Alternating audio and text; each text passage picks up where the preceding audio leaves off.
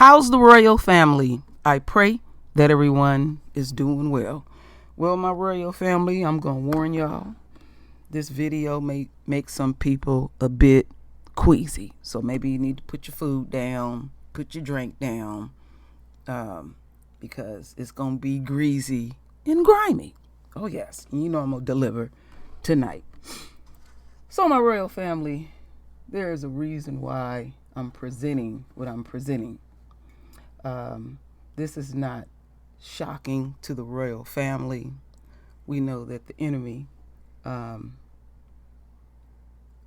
cannot make it without us, even though they act like they don't have a need for us because they feel like they have achieved great heights. And often we hear that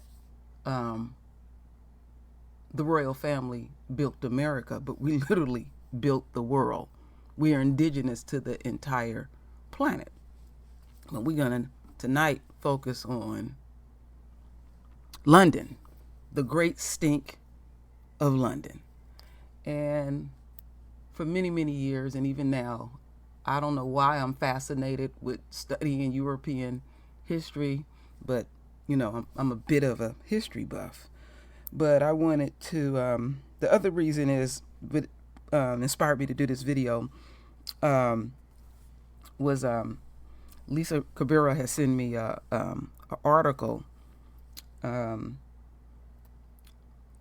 was that actor? Ashton Kutcher, and he was him and his wife was talking about the only time they bathe their children is when they appear to be dirty. And to them, it's not a big deal to bathe. So the parents ain't bathing either. Now I fully understand why there's a major lice outbreak in this period too, because you know when Rona first hit and the shutdown hit, you know, and everybody was shut in, well, lice hit an all-time high. And then also with this, it displays their arrogance, that they are actually proud of this history, literally. So we're going to go on this journey. We're going to really go on this journey. Boy, this is something else. So I have an audio and a video that I'm going to present to as well. And let me go over here. So it said here, this shit was literally killing people. No joke either. What do they have here? The filthy water was responsible for 3 separate cholera outbreaks, methane-filled cesspool explosions. The first guy who was supposed to redesign the sewers died from stress. And that's lightweight what they saying, because I don't believe they had 3 cholera outbreaks. I don't believe that. It's filthy as England continues to be. And yes, I did say that. They never fully eradicated and cleaned England. They just threw some dirt over it. And every once in a while they'll have a major outbreak of rats, and they encourage their citizens to eat them. Go check that up on your own. Lord have mercy. Let's continue on. So this is a little portion of this I want to read to show you what Lisa called them high IQs, their level of intelligence. So this is in their paper. You know, they're giving a notice about the cholera outbreak. And right below it, they're giving some advice. And, you know, this is very serious. Avoid raw vegetables and unripe fruit. Abstain from cold water. Literally, these people were drinking out of cesspools. And they didn't think that would kill them. I mean, so many children died. It was just really, really sad. And one of the real reasons why they were forced to clean their own country, they would do a lot of importing to America, and every time they would come to America, those dock workers and stuff would get really, really sick. So what they started doing was any ships that came from London, they would make them sit there for a few weeks, literally quarantining them because it was a danger and costly to America with their level of filth. So, with a lot of children dying under the age of 1, that didn't want to clean up their sewer system. What inspired them was money. That was it, and that was all. And it was like, oh, okay, we got to get our unquote shit together. This is ridiculous. It literally is ridiculous, but it is very, very real. Now, this is the part that really gets me. Do you know you can literally go to a tour? Literally. You can literally go on a tour if you go over there and visit, and the tour guide will walk you through some shit. And there must be enough people that they keeping it going because people are fascinated with it. And again, they're proud of it. And you know what proud may lead you to as well. So anyway, my royal family, let me read something to y'all before we get into... No, you know what? No. Let's listen to this audio first, and then I'll read it after the fact, because it really lines up with the video I'm going to show y'all. All right. This is fresh air. In the 19th century, London was the capital of the largest empire the world had ever known. It was also infamously filthy. Its residents choked on soot-drenched fog, traveled down streets covered with muddy horse excrement, and drank water from the Thames River, which was thick with human sewage.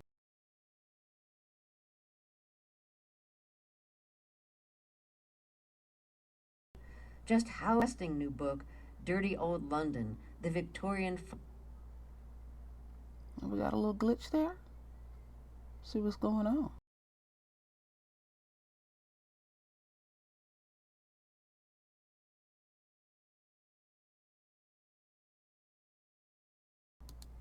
Let's try that Fight again. Against Filth. Oh, there we go. By Lee Jackson. Jackson has written several nonfiction and fiction books about Victorian London. He spoke with Fresh Air producer Sam Brigger. Lee Jackson, welcome to Fresh Air. It's hard for us to imagine just how filthy the city of London was in the Victorian era. What would it be like just walking through the streets? What would you be stepping in? What would you be smelling? What was it like? Yeah, so I think stepping in it is definitely the point. I mean, the first thing you'd notice if you stepped out onto the streets would be the mud that lined the carriageway, as it were. But of course, it wasn't really mud. Mud was something of a euphemism. It was essentially composed of horse dung. There were tens of thousands of working horses in London, and with inevitable consequences for the streets. And the Victorians never really found a really effective way of removing that, unfortunately. The air itself was generally filled with soot and smoke. It was. I think it was famously said of the sheep in Regent's Park. There were still grazing sheep in Regent's Park in the mid-Victorian period. That you could tell how long they'd been in the capital by how dirty their coats were. They got increasingly from white to black over a period of days. And if you're a respectable person, you had to wash your face and hands several times during the day to make sure that you looked half decent. So you had this sort of the mud on the streets. You had the fog and the smoke in the air. You had the stench probably from blocked drains and cesspools below houses. It wasn't really a pleasant experience. Well, you write in the 1890s that there were about 300,000 horses in the streets and producing 1,000 tons of dung a day. Damn. Yes, I mean, and imagine the sheer amount of labour that would be needed to collect that. The City of London came up with a scheme of using basically boys aged 12 to 14, whose job, they were called street orderlies, and their job was to dart between the traffic and try and scoop it up as soon as this stuff hit the streets, as it were. But it was an immense and impossible challenge. And urine, of course, from the horses was also another problem. It soaked the streets. There was an experiment in, I think, Piccadilly with wood paving in the mid-century, and it was abandoned after a few weeks because the sheer smell of ammonia that was coming from the paving was just impossible. And also the shopkeepers nearby said that this ammonia was actually discolouring their brass shop fronts as well. So you write that cesspools weren't outlawed in London until 1855. What were the cesspools like in the city? Well, this is the thing that's often forgotten, that London at the start of the 19th century, it was basically filled with these cesspools. There'd be brick chambers. There would be maybe about 6 feet deep, 4 foot wide, and every house would have one. They would be ideally in the back garden, away from the house, but equally in central London, in more crowded areas, it was quite common to have a cesspool in the basement below the house, and this is, above the cesspool would be where your household privy would be, and that was basically your sanitary facilities, for want of a better term. And that actually worked quite well for a little while, but then people got very interested in this new invention, the water closet. And it's often ignored that actually the water closets were initially connected to these cesspools, not the sewer system that existed in the start of the century. That was just for rainwater. And so you get water closets coming in, they're connected to cesspools, and they don't really fit because of the extra large volume of the flushing water. You get these sort of surges of waste and damp and smell. And people start getting very concerned about what's in their cesspools because the sort of stink that's rising from them in the back gardens and in their houses. The idea that this sort of stench is coming into the house, seeping through the house, and possibly bringing diseases like, say, cholera or typhoid into your home, into your family, is actually one of the great sort of driving forces of sanitary reform in the 19th century. Who were the night soil men, and what was their job? Well, yeah, so you're quite right. The cesspool would be in your back garden, it would be under your house. But eventually, the waste had to be removed. Now, actually, cesspools were built to be porous. So the liquid part of the waste was meant to just seep away into the ground. There was no knowledge of bacteriological contamination, although there was plenty of it happening. But nevertheless, yes, you had this residue of solid matter left at the end. And it was removed by so-called night soil men. This wasn't actually a sort of full-time job for people. They were often dustmen or labourers or bricklayers who made a little extra money on the side, and they would come in the middle of the night to your home. And it was by law in the night because the stench of emptying a cesspool was considered too disturbing during the day. And they would unfortunately have to clamber down into this pit and shovel out the mud, get into a wicker basket, get into a cart. And at the start of the century, that was actually reasonably productive labour because the cart could then be taken out to the countryside and the manure could be sold to farmers. So there was actually some profit in selling things on as well. You say that the night soil men would take the muck out and then bring it to their yard and just let it dry there, which must have created an awful stench for their neighbors. Yes, I mean, there's these sort of complaints of, and sometimes at the start of the century, London's still relatively small. It's only really 3-4 miles across basically, and these night soil men and the people who manage them, their yards would be actually really often in just like a back street adjoining some very respectable houses. And if you look at the sort of parish records of the early 19th century, people complaining that their neighbour is got literally this mountain of human excrement building up in their backyard, which they're planning to sell on. So yes, it was horrible, and there was no easy way of dealing with it at the time. You just complained to your local vestry, your local parish authority, and hope they could persuade the person in question to do something about it. You say that the Victorians created public toilets. How big was that a need at the time? Well, the Victorians were very keen on public health, what they called sanitary science, trying to eradicate disease and dirt from London. And they introduced a massive sewer system in the mid-century. And you'd think as part of that, you might provide some kind of facilities for the general public who had, a need to use the toilet. And yet, it was a strange, long saga, basically. It's often said that the first public toilets were at the Great Exhibition, which was this sort of, the first World Expo, as it were, held in Hyde Park. It had 6 million visitors in a matter of months. And there were indeed public toilets set up within the exhibition. But there was a great debate after that closed as to whether London needed such facilities actually on the street.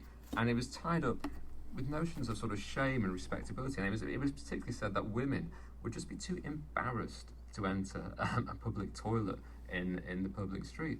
This whole thing went on for basically decades, arguing about whether the capital should have such facilities. Right, so before the Victorians got over their prudishness about female anatomy, what options were available for women? Well, for women, the options were very limited. Really. I mean, if you were a very well-to-do person, if you had your own coach, you could draw the blinds and use, if you were a lady, use something called a bordeloo, which is basically a sort of an elongated sort of gravy boat. This was basically something that, if you're a very respectable person, you could have this just tucked under the seat in your coach, and if you're absolutely desperate, you could do that. The middle classes were more expected to go into shops, and the idea was that if you knew a confectioner's shop or maybe your milliner's, you would just have a quiet word with the servant and say, well, can I use your facilities, But for the average person, for someone of the working class who was moving about the city, there really was nowhere to go. And the idea was that basically you either do, you just sort of restrained yourself, or, the back alleys of London were fairly filthy anyway. And if you lived in the slums, often the sort of the toilet facilities that were provided were basically non-existent or entirely blocked. So it wasn't unusual for cellars or back streets just to be used as sort of ad hoc toilets, unfortunately. That's right. You say that the men had very little compunction about using the alleyways as urinals, and you describe this thing. I think you coined it as a urine deflector. What was that? Well, it's a great invention. I was reading a very obscure early 19th century journal, and it mentioned how hostile London is to the tourist, to the visitor, and it said that even to the extent that there are, I think the phrase he used was barricados, as in barricades, against relieving yourself in the street. And I wondered what that meant. I didn't take much notice of it. But now, in researching the book, I found another source which basically said the same sort of thing, that there were sort of grooved and angled bits of metal that would prevent you urinating. I thought, I don't quite understand what this is about. And believe it or not, about a week after I read that, I just happened to walk through an alleyway off Fleet Street, Clifford's Inn Passage. It's a very old part of London. And I've been there 1,000 times before. I used to work around there. And along the wall were set about 45 degrees to the wall with these iron strips with grooves running down them, about 2 or 3 feet off the ground. I looked at them and I realised this was it. This was exactly what they've been talking about.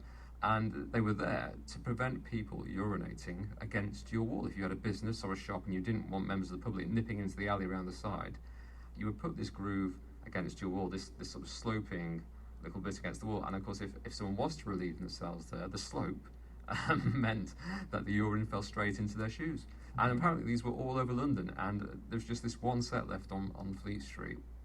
So we spent a lot of the time today talking about just how dirty London was, but how did it get so awful? I mean, is it just a case of the city growing beyond its means of controlling itself? I think there's a great quote, I think, towards the end of the century. Someone says that basically London has sort of a village organisation still, even by the end of the 19th century. And certainly at the start, the local government of London is parochial in the sort of literal and metaphorical sense. It really is parishes with their local clergymen and a couple of, the sort of worthy businessmen and so forth, who are actually running things at a very localised level in these sort of tiny balkanised parts of London.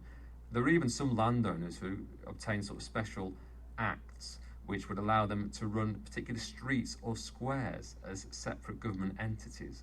And so London's made up of these sort of patchwork of tiny authorities, and that perhaps works okay in the Georgian period when it's still a relatively small city. But yes, as it grows, massive immigration from the provinces, from Ireland, these sort of small bodies just can't cope with the sheer scale of the challenge, just the sheer amount of dirt and the sheer amount of rubbish that has to be moved. Rubbish is a great sort of logistical problem as well as sort of a public health problem, and it just becomes too much of a challenge for them. And the problem is as well, the Victorians were great believers in what we would now perhaps call small government. They didn't believe in centralisation. There was great hostility to national government coming in and telling Londoners what to do. And the idea of setting up even some kind of municipal London authority was immensely politically contentious. And this really set back any hope of cleaning London for much of the 19th century. How did things actually get better in London? I mean, we talked a lot about how filthy it was. I mean, I think London today is not the same city. How did things improve? Well, I mean, the Victorians did achieve something. They built the famous Great Sewer Network of the mid-19th century, built by Joseph Bazalgette, a now sort of renowned civil engineer, and that did achieve a lot. It basically took away the possibility of sort of wholesale cholera epidemics in the city. Typhus and typhoid, they all were reduced. But basically, it's only until the end of the 19th century and into the 20th century that you get a sort of an effective central authority for London, that you actually start to see change. London County Council is set up in 1889, and it takes decades for people to accept that the state perhaps has a role in, how they manage their household, how they manage their rubbish, their toilet facilities even, but the state basically does intervene, and it is that idea of, a sort of central authority that is actively concerned, what the Victorians would have called in a century sort of municipal socialism. And that was almost politically not acceptable at the start of the 19th century, but by the end, it was seen as just absolutely necessary, and that sort of mission to improve people's lives on a very sort of day-to-day basis was carried on basically throughout the 20th century. Lee Jackson, thank you very much. All right, my royal family. You know what I was thinking about?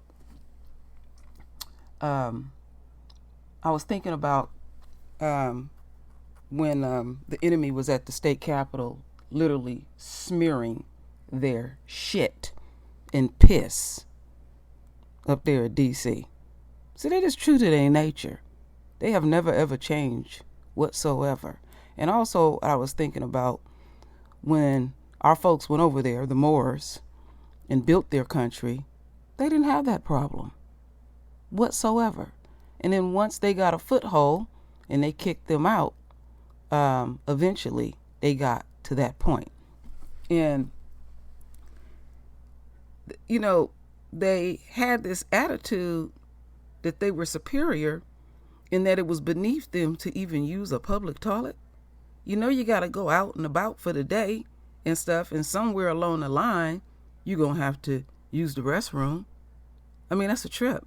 And I mean, they talking about tons. This is years and years and years, layers and layers and layers of shit. Remember, when we went up in them Caucasus Mountains, and we learned this from Lisa, there was next to the Caucasus Mountains, which we thought was another mountain, it was literally a mountain of shit. Literally. All right, my royal family, I got something to read before I present the next video.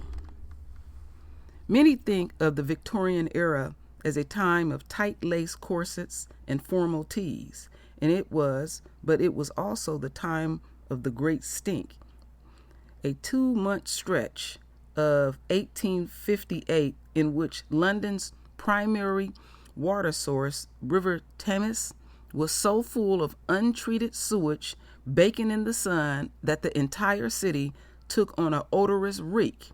The smell was so bad that it was blamed for illnesses among the upper class, reportedly caused citizens miles away to throw up whenever the wind changed, and eventually led to the development of the London sewage system. Okay, let's get into this next video.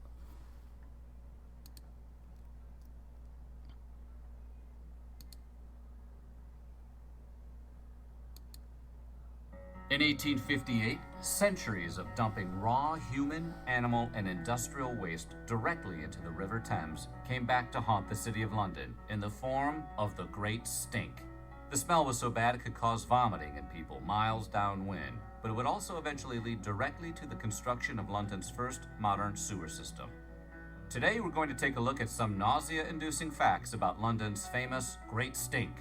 But before we get started, be sure to subscribe to the Weird History channel and let us know in the comments below what other European historical topics you would like to hear about.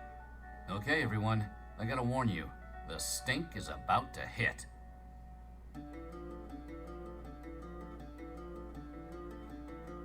Prior to 1858, London's primitive sewer systems, to put it mildly, were in terrible condition.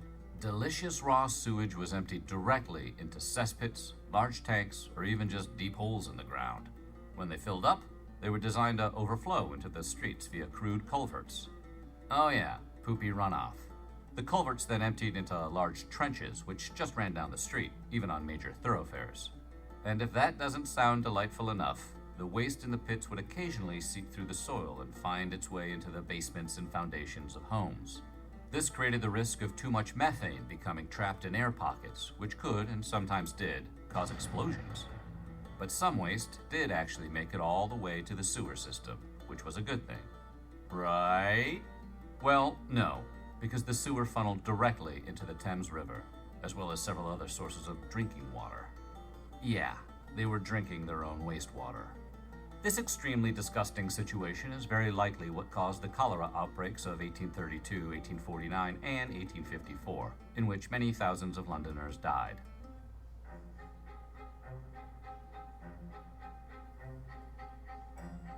Advances in technology are often a mixed blessing. Such was the case with flush toilets, which had quickly become a luxury among cramped city dwellers who were used to going all the way to their basements to use the bathroom. However, their proliferation put an enormous new strain on an already outdated and overtaxed sewer system. Cesspits were designed to contain an average home's waste, but the new flush toilets were also pumping water into those holes. This made them more likely to flood homes, which increased the risk of various diseases. Eventually, the cesspits were connected to the city's sewer system, which, being designed to handle rainwater, emptied directly into the Thames.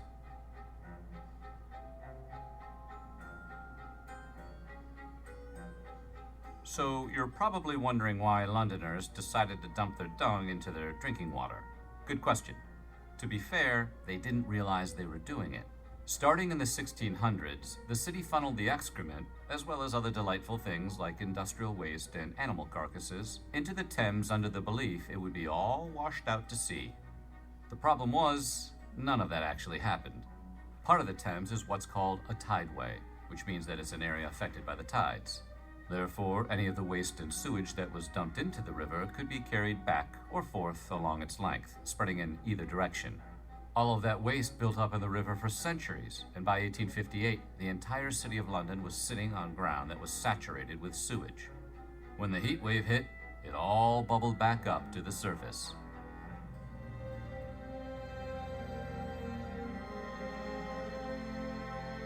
As early as 1855, the problem had started to become evident, and the famous scientist Sir Michael Faraday wrote a letter to the Times of London to call attention to the dire conditions.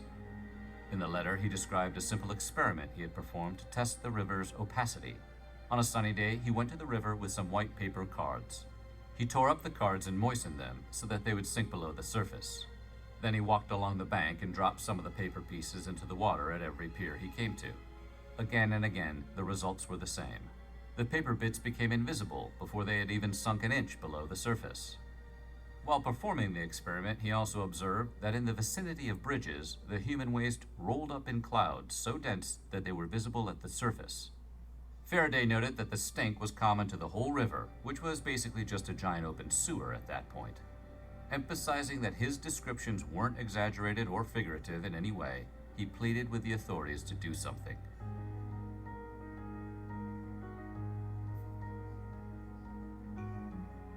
By 1858, the Thames was in an utterly horrific state. There had been no meaningful changes to the sewer system in years, and a rise in the population had caused an increased amount of waste to be dumped into the river. At the same time, it was still the city's main source of drinking water. No one was really making any efforts to clean it up, and even if they had, it's not clear what might have been done short of building an entirely new sewer for the whole city. Hundreds of years of human and animal waste, garbage, and industrial byproduct had turned their water thick, brown, and opaque. Only a few years earlier, Sir Michael Faraday warned Londoners that if we neglect this subject, then a hot season will give us sad proof of the folly of our carelessness. Despite his very specific warning, they would neglect the subject, and the great stink would soon prove him right.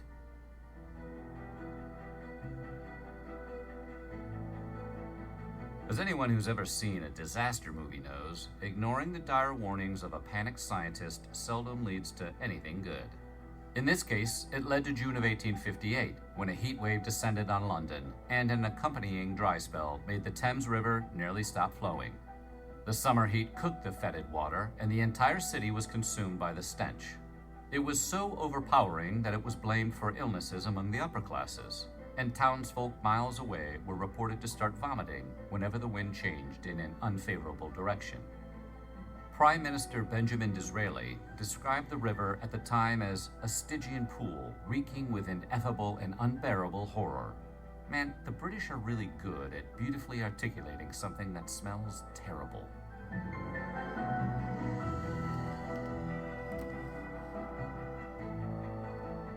It wasn't until the water dried up that it became apparent how much waste was really in it. It wasn't just sewage either. The river was clogged with offal, industrial waste, dead animals, street runoff, animal feces, leftover parts from slaughterhouses, rotten food, and literally centuries of putrefied garbage. The dry spell had brought it all to the top, and the heat wave had it fermenting in the sun. The people of London tried to get around town by using scented handkerchiefs and various other measures, but they weren't effective. Even Queen Victoria herself, namesake of the whole era, couldn't escape the stink. On one attempted cruise of the river, she tried to mask the stench by pressing a bouquet of fresh flowers against her nose. She only lasted a few minutes before ordering the boat to be turned around and redocked so she could get off and get as far away from the river as possible.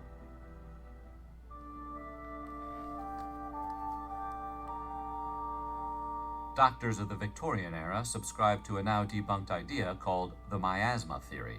You may remember this term from our plague videos as well as our Victorian hygiene video. Check them out, they're good. The theory, which was rooted in thinking that went all the way back to the ancient world, held that diseases were caused by bad smells. It was on account of this belief that the city and the medical community focused most of their efforts on covering up the bad smells rather than cleaning the river itself. This was a mistake. For many poor people in London, the Thames was the primary and often only source of drinking water, and they kept using it no matter how bad things got. That meant huge swaths of the population were regularly exposed to bacteria that caused deadly and sweeping outbreaks of illnesses spread by contact with feces, like typhoid and cholera. These early attempts at tackling the problem by covering up the smell had other consequences. For example, at one point, authorities spent a fortune to dump chloride of lime into the river, which they hoped would do the trick. Not only didn't it work, but it wound up adding to the river's toxicity since chloride of lime is, in fact, poisonous.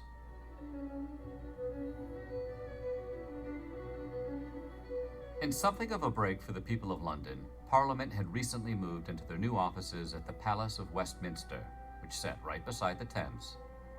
The new location meant that for the first time, lawmakers couldn't avoid smelling the river, and it's not for a lack of trying.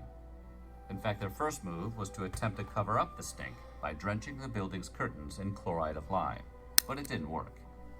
The body even considered relocating from their new home at the palace, but that wasn't practical or popular. Letting the poor and powerless suffer was one thing, but if lawmakers couldn't avoid smelling the river themselves, something would have to be done about it. It took just 18 days for Parliament to pass a bill funding the construction of a brand new sewer that would fix the damage done to the Thames and prevent additional pollution.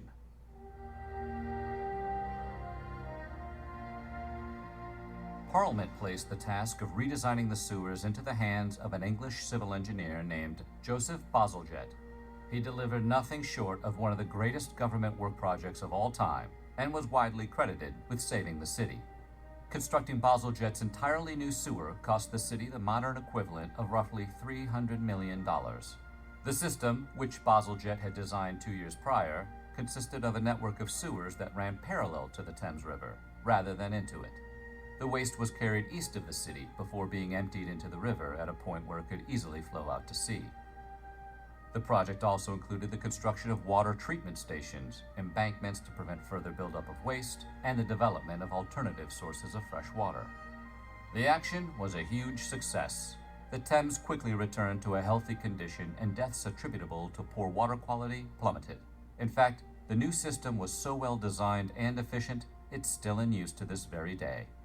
So what do you think? What is the worst smell you've ever encountered? Let us know in the comments below, and while you're at... You know what got me about this was when he said centuries, literally centuries of pure shit and piss. And to let that get to that level, centuries of that, to that level. And I'm thinking about what's going on now during this pandemic. And when it first hit, we seen here in America how they wanted to basically ignore it. You know, Trump said only 15 people have it and it'll just go away. And we literally are still at ground zero. It's all first and foremost about the enemy's attitude, that they think if you just ignore something, eventually it'll just go away. No, it's not going to go away whatsoever. That's just like the punishment that y'all are receiving as I speak, and it's going to continue to increase. I'm speaking into the now, my royal family.